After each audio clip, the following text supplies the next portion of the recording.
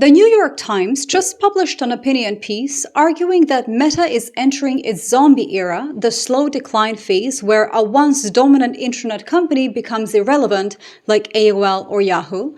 User numbers drop for the first time ever, the stock is slumping, Zuckerberg is burning cash on failed AI bets while the core business withers. But I think the New York Times piece, despite getting the trajectory right, misses what's actually happening here. I'm Elle, I have a PhD in computer science, and I analyze AI developments to understand the mechanisms behind the headlines. And what's happening at Meta isn't just founder makes bad bets and company declines, it's something more specific and more interesting: strategic incoherence driving financial desperation, driving illegal shortcuts. Because here's what dropped in the last 2 weeks that the opinion piece didn't fully connect. Meta and Zuckerberg just got sued by 5 major publishers and author Scott Taro for allegedly pirating millions of copyrighted books to train their AI models. And the smoking gun in the lawsuit is internal memos showing that Zuckerberg personally killed licensing negotiations in April 2023 because, and I'm quoting the legal filing here, "If we license one single book, we won't be able to lean into the fair use strategy." They chose piracy over licensing as a legal strategy, and I think that decision tells you everything you need to know about where Meta actually is right now. So here's what we're doing today. First, I'm going to walk you through the $80 billion Metaverse disaster and what it reveals about Meta's inability to identify real market needs. Then we'll look at their pivot to AI and why they're systematically building the wrong product for the wrong reasons. After that, the copyright lawsuit, the internal memos, the deliberate infringement, and what it means that they tore into 267 terabytes of pirated material from a site they internally described as a dataset we know to be pirated. Then the truly dystopian part: Meta just started surveilling their own employees' keystrokes and mouse movements to train AI agents that will replace those same workers. And finally, the financial engineering, the $59 billion in debt, the accounting tricks to keep a $27 billion data center off the books, and why the math just doesn't check out anymore. By the end of this video, you'll see this isn't 5 separate problems, it's one company that's completely lost the plot on what it's supposed to be building and for whom. Let's start with the Metaverse as promised, because it sets the pattern for everything that came after. On October 28, 2021, Mark Zuckerberg appeared on a virtual stage and declared that Facebook, the social network with over 3 billion users, would henceforth be called Meta Platforms. Zuckerberg likely chose the name from the Greek prefix meaning beyond, as in beyond the physical world, but meta in Latin means a turning post, the boundary marker where Roman chariots turned around after going as far as they could. Just keep that in mind. The company was betting its entire identity on the Metaverse, a virtual world where people would don VR headsets and exist as avatars, attending meetings, concerts, and social gatherings in immersive 3D spaces. You remember all that. Zuckerberg described it as the next frontier, predicting the Metaverse would eventually reach 1 billion people and generate hundreds of billions in digital commerce. He spoke with the conviction of someone who had already decided this was the future. The flagship product was Horizon Worlds, a social VR platform where you could build virtual spaces, attend events, and hang out with friends as a cartoon avatar. But here's what actually happened. Horizon Worlds launched in late 2021. By February 2022, it had approximately 300,000 monthly active users across Horizon Worlds and Horizon venues combined. For context, Facebook had 3 billion users, Instagram had over 1 billion, WhatsApp had 2 billion. The Metaverse product got 300,000 people, and most of them left within weeks. And here's the detail that became a meme within days. The avatars launched without legs, just floating torsos. Screenshots of these legless, blocky figures circulated online immediately and became the visual shorthand for the entire project's absurdity. Meta kept pouring money into it anyway. From 2020 to 2026, Reality Labs, the division responsible for VR and Metaverse development, accumulated over $80 billion in operating losses. In 2025 alone, the division lost $19.2 billion on just $955 million in revenue. Let me just put that into perspective for a second. $80 billion is more than the entire GDP of Luxembourg. It's roughly what Apple spent to develop every iPhone model ever made combined. and Meta spent it on a product that never cracked 300,000 monthly users and became best known for its Legless avatars. On March 18, 2026, Meta announced it was shutting down Horizon Worlds, VR access diced permanently on June 15th, the Metaverse vision that consumed over $80 billion, employed thousands of engineers, and inspired an entire corporate rebrand is, for all practical purposes, dead. Now here's what's interesting. The technology itself wasn't the problem. Quest headsets sold reasonably well for gaming. People who bought VR headsets wanted to play Beat Saber, they wanted immersive games. What they didn't want was to attend virtual meetings with legless avatars in empty conference rooms. Meta built a solution to a problem nobody had. Think about the products Meta actually succeeded with. Facebook solved, I want to keep in touch with people I know. Instagram solved, I want to share photos easily. WhatsApp solved, I need free messaging that works internationally. These were market pull innovations. People already wanted these things and Meta just built better versions. But the Metaverse was technologically push. We build this VR thing, now we need to convince everyone they want to live in it. There was no existing demand for virtual concert attendance as a legless avatar. They tried to manufacture desire for a product nobody really asked for. And the wild part is that Meta's stock price hit near all-time highs when they announced the Horizon Worlds shutdown. The market basically rewarded them for killing the project because the signaled leadership was finally allocating capital towards something with proven demand. Which brings us to AI. After burning $80 billion on legless avatars, Zuckerberg pivoted to AI, and here's where the pattern repeats, just with much bigger numbers. In 2022, ChatGPT launched, and suddenly everyone in tech was racing to build large language models. Zuckerberg jumped in with an open checkbook, announcing Meta would build Llama, an open-source AI model that anyone could run on their own machine. The pitch was about democratizing AI, making powerful models available to everyone not locked behind corporate APIs. And Meta spent approximately $100 billion building Llama as an open source offering. Here's what happened. The model turned out to be kind of slow, inaccurate, and too unwieldy for most people to operate on their own.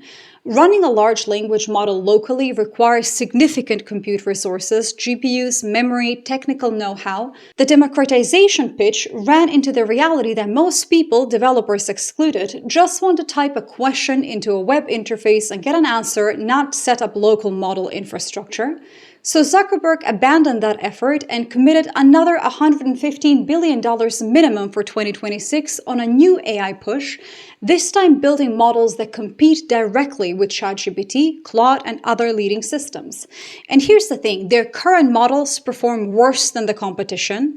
Now stop and think about that for a second. Meta is a company with 3 billion users, the world's most sophisticated ad targeting infrastructure, decades of behavioral data about what people click, buy, and engage with, very deep understanding of content virality and engagement patterns.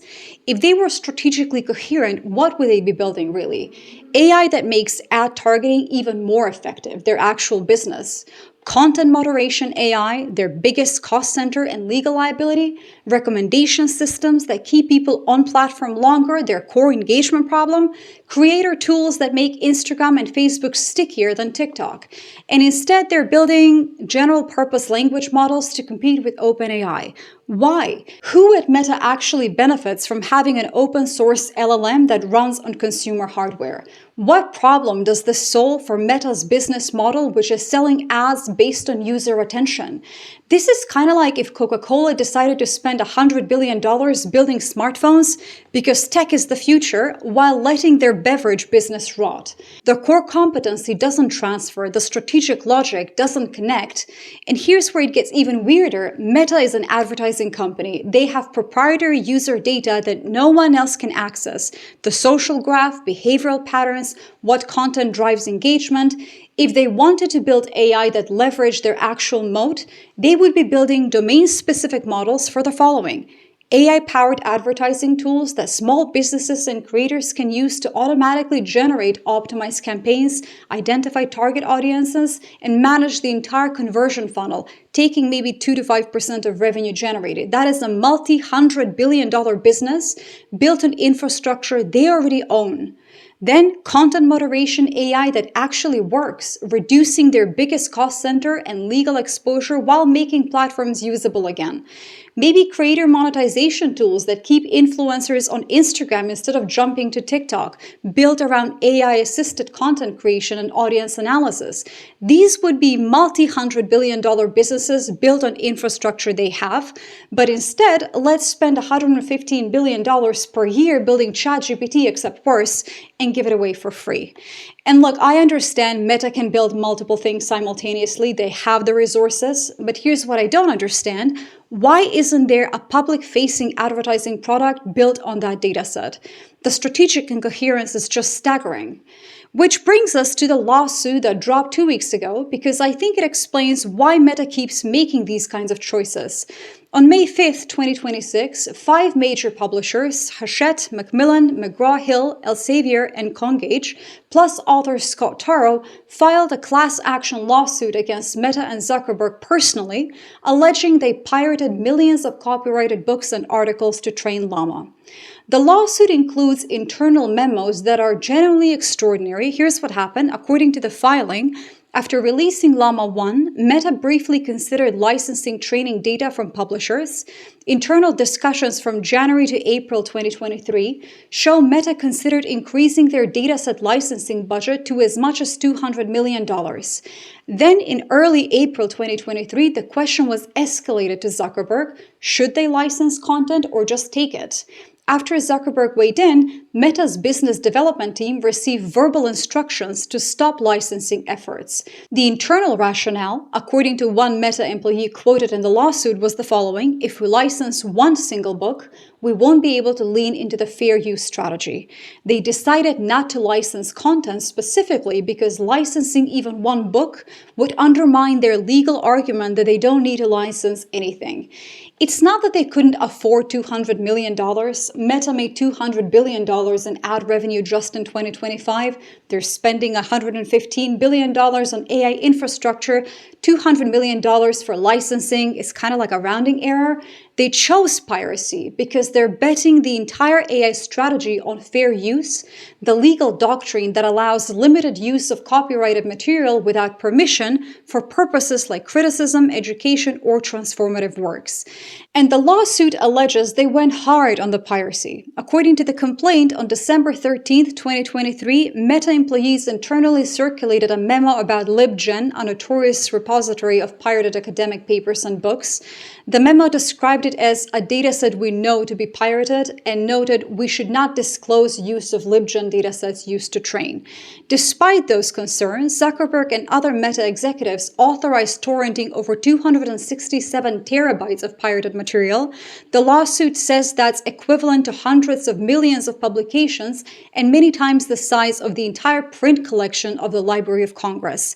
Just for context, 267 terabytes, the entire text of Wikipedia is about 20 gigabytes. Meta allegedly torrented the equivalent of 13,000 Wikipedia's worth of pirated books and journal articles. Now, previous lawsuits against AI companies for copyrighted infringement have failed. In June 2025, a federal judge ruled that Meta engaged in fair use when training Llama on a dataset of nearly 200,000 books.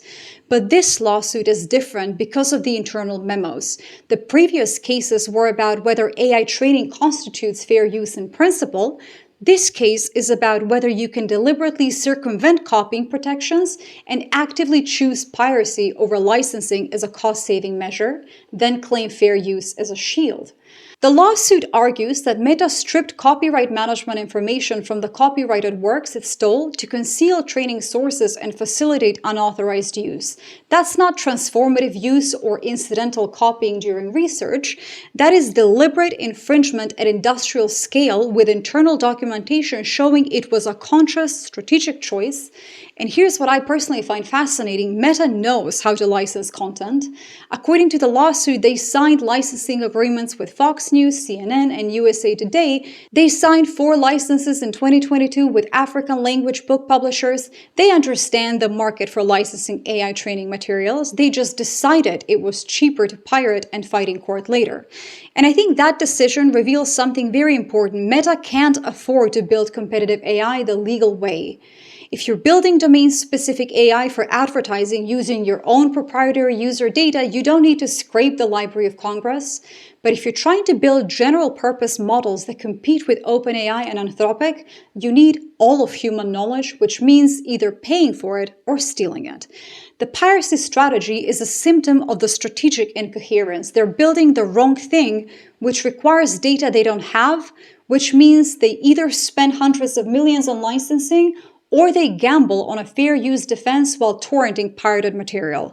They chose the gamble, and while Meta is pirating external data, they're also extracting training data from an even more accessible source, their own employees.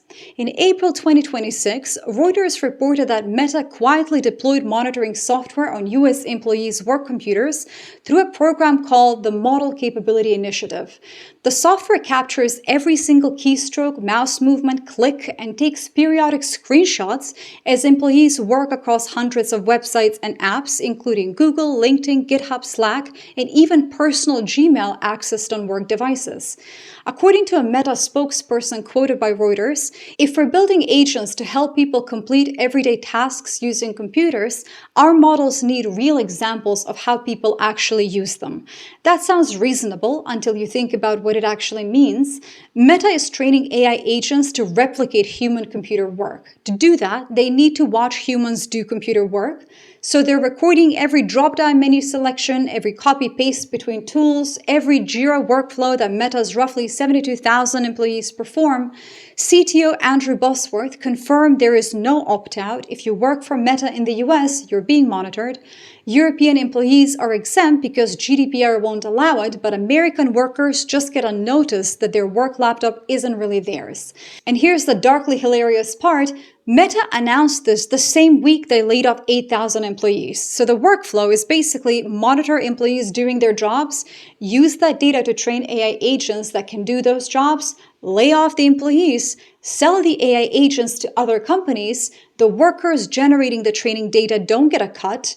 They get a monitoring notice and potentially a severance package if they're lucky. Now, look, I understand the business logic of this. Every company right now is trying to figure out how to automate knowledge work. I get it. Collecting data on how employees actually use software is a reasonable R&D strategy. If Meta wants to build workplace AI, they need examples of workplace tasks, sure, but the execution is just kind of tactically insane. You've now got 72,000 people who know they're training their own replacements. Morale is, of course, destroyed.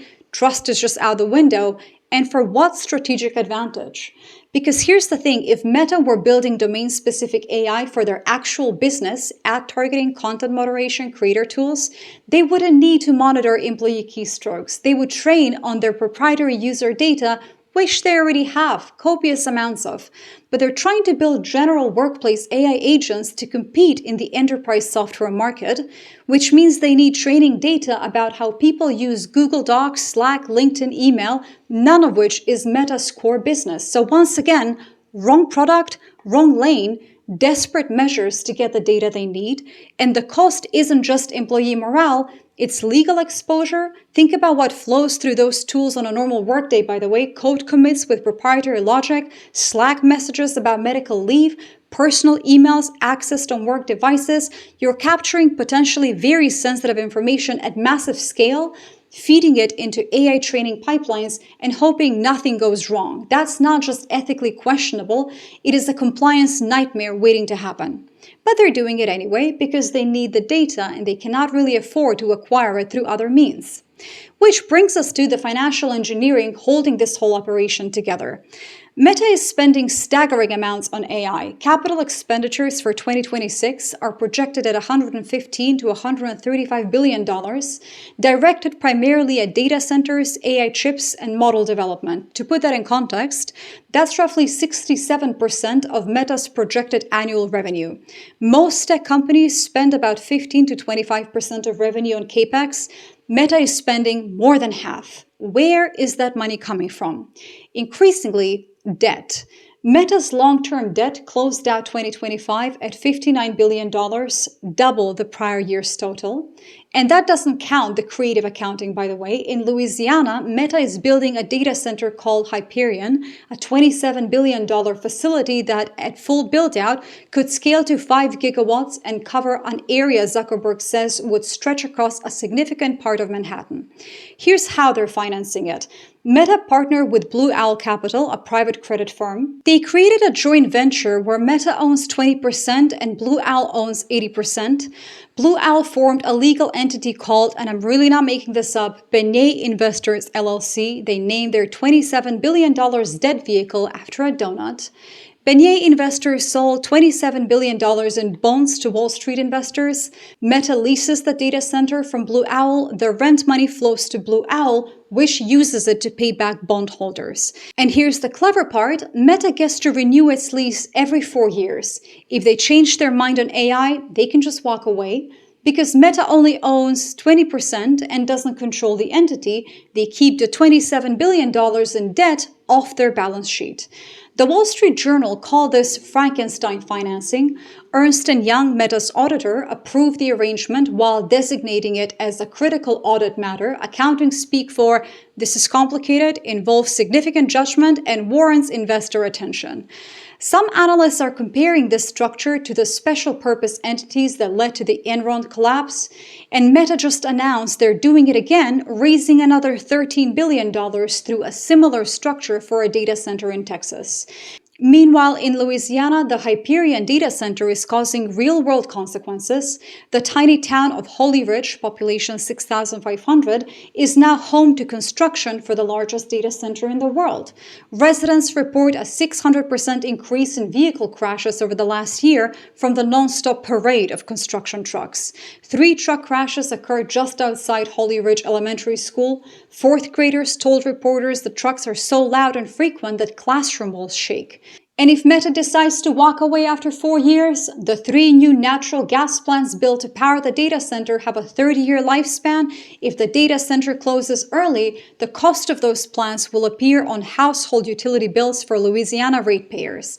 So Meta gets the infrastructure, keeps the debt off their books, retains the option to walk away, and if things go bad, ordinary people in Louisiana pay the bill. This is what financial desperation looks like at scale. So let's just connect the pieces because we've talked about a lot of things here. Meta spent $80 billion on the Metaverse trying to create a market that didn't exist. People wanted VR for gaming, not for hanging out as Legless avatars in virtual conference rooms. The product failed because it solved a problem literally nobody had. Then they pivoted to AI, but instead of building domain-specific models that leverage their actual competitive advantages, user data, ad targeting, content moderation, they're building general-purpose LLMs to compete with OpenAI. To train those models, they need massive amounts of data they don't actually have, so they pirated 267 terabytes from sites they internally describe as datasets we know to be pirated and bet on a fair use defense. Internal memos show Zuckerberg personally killed licensing discussions because paying for content would undermine that legal strategy. And simultaneously, they're surveilling their own employees' keystrokes to generate training data for AI agents that will replace those workers. American employees cannot opt out. European employees are exempt because GDPR protects them. To fund all this, they're taking on massive debt, $59 billion and growing, and using creative accounting structures to keep additional billions off the books. They're building data centers financed through entities named after pastries with lease terms that let them walk away while local communities bear the infrastructure risk. And the core business that's supposed to fund all of this is declining.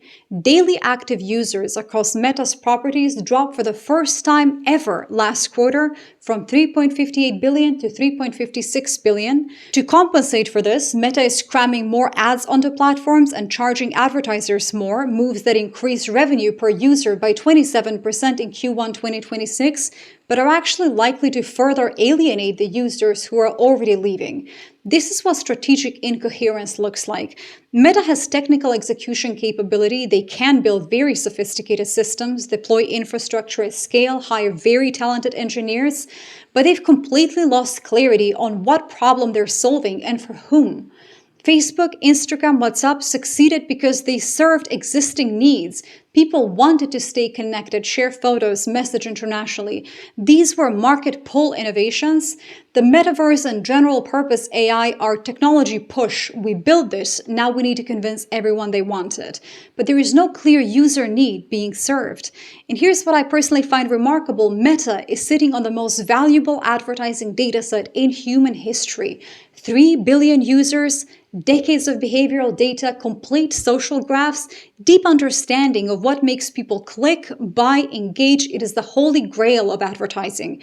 If they were structurally coherent, they would be building AI-powered advertising tools that small businesses and creators can use to automatically generate optimized campaigns, identify target audience, manage the entire conversion funnel. But instead, they're just building ChatGPT, but kind of like worse, give it away for free, pirate all the training data, and just burn $115 billion per year doing it. The desperation isn't just financial, it is strategic. They don't know what they're building or why, and the piracy, the employee surveillance, the debt, the accounting tricks, these are all downstream consequences of that fundamental confusion. So where does all of this go next? The New York Times opinion piece argues Meta is entering its zombie era, the slow decline into irrelevance like AOL or Yahoo. I think that's probably right about the trajectory, but it undersells how much damage a dying internet giant can do on the way down. Yahoo, in its decline, failed to invest in cybersecurity and suffered the largest data breach in history. 500 million accounts compromised, with Russian hackers targeting dissidents and journalists. Meta's platforms are already riddled with fraud and scams. The company has been slashing staff in areas focusing on AI safety and identifying dangerous content. As the financial pressure increases, that's only going to get worse. We are likely to see more AI-generated deepfakes, more child exploitation material slipping through understaffed moderation, more toxic content optimized for engagement, because the AI systems prioritize watch time over safety. And Meta is still Meta, even after losing a bellwether lawsuit alleging their addictive design choices triggered anxiety and depression in teenagers, with over 100,000 similar cases waiting in the wings seeking tens of billions in damages. The CFO recently bragged to Wall Street that the company is using AI to increase the amount of time users spend watching videos. The incentives haven't changed: extract engagement, sell ads, maximize revenue. The fact that it's destroying the platform just means they will extract harder while they still can. On the copyright front, this lawsuit is going to be fascinating to watch, I think. Previous cases ruled that AI training constitutes fair use, but those were about the principle, basically whether training AI on copyrighted material is inherently transformative. This case is about deliberate circumvention, internal memos showing conscious choices to pirate rather than license, stripping copyright management information to conceal sources, torrenting from sites the company internally described as pirated.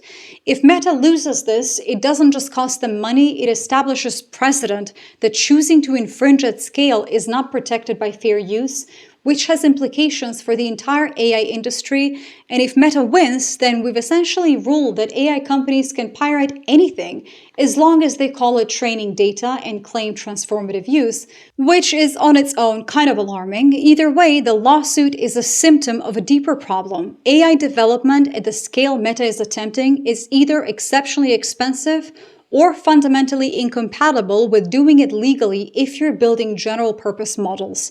If you're building domain-specific AI using your own proprietary data, you're fine, do that. Tesla can train on their fleet data, Meta could train on user behavioral data for ad targeting, but if you're trying to build models that know everything, competing with ChatGPT and Claude, you need all of human knowledge, which means either paying for it or stealing it. And paying for it at the scale required might actually be economically impossible, so Meta chose theft and is gambling on the legal system protecting them. Meanwhile, the debt keeps growing, the accounting gets even more creative, the core business keeps declining, and the strategic bets keep failing. Zuckerberg cannot be fired due to dual-class shares, so there is no forcing function to correct course. We're just going to watch this play out in real time. And here's the broader lesson, and this connects to what I talk about often on this channel. Everyone right now is throwing money at AI as a category, treating it like a universal solution to every single problem. But AI is not one thing. It's an incredibly broad field with thousands of specific applications and use cases. The companies that will succeed are the ones building domain-specific AI that solves actual problems for actual users. Tesla's AI works because it's trained on real-world driving data from millions of vehicles, solving the specific problem of autonomous navigation. The companies building AI for medical imaging, drug discovery, material science, climate modeling, these are focused applications where you can measure success very cleanly. But build next-gen AI to compete with OpenAI is not a strategy. What does next-gen even mean? What problem does it solve? Who needs this? Meta keeps chasing the shiniest object, VR, then open-source LLMs, then general AI agents, without asking whether these things connect to their business or serve their users. And the result is strategic incoherence, driving financial desperation, driving illegal shortcuts. This is not a story about one company making bad bets. It's a story about what happens when you lose sight of the fundamental question every business should be able to answer: what problem are we solving and for whom? Meta used to know the answer. Facebook solved exactly a specific use case. So did Instagram, so did WhatsApp. But somewhere along the way, they started chasing vision instead of solving problems. The metaverse was a vision. General purpose AI is a vision now. Visions are great for fundraising and headlines, but they don't become sustainable businesses unless they're grounded in real user needs. And when you spend $80 billion on Legless avatars, $100 billion on AI models nobody really can run, and another $115 billion on systems that perform worse than competitors, all while pirating training data, surveilling employees, and using Enron-style accounting to hide debt, you are not really building the future. You're just burning money in increasingly desperate ways while the actual business withers. I'm developing a course in 2 tiers for non-technical professionals where AI is explained simply, breaking down what AI actually is, what it's good for, and how to think about it strategically instead of getting caught up in all of the hype. If you'd like to take 2 minutes to answer some questions which directly shape what the course covers, the link is down below. And if you want to understand more about how the AI industry actually works, the infrastructure, the economics, the strategic choices companies are making, check out the video on your screen right now on why AI's next wave depends on sensor infrastructure, not just better models. It digs into why real-world data beats simulation every time, and it connects directly to what we just talked about with Meta trying to simulate their way to success. The link is down below. Thank you so much for watching, subscribe, and I'll see you all on the next one.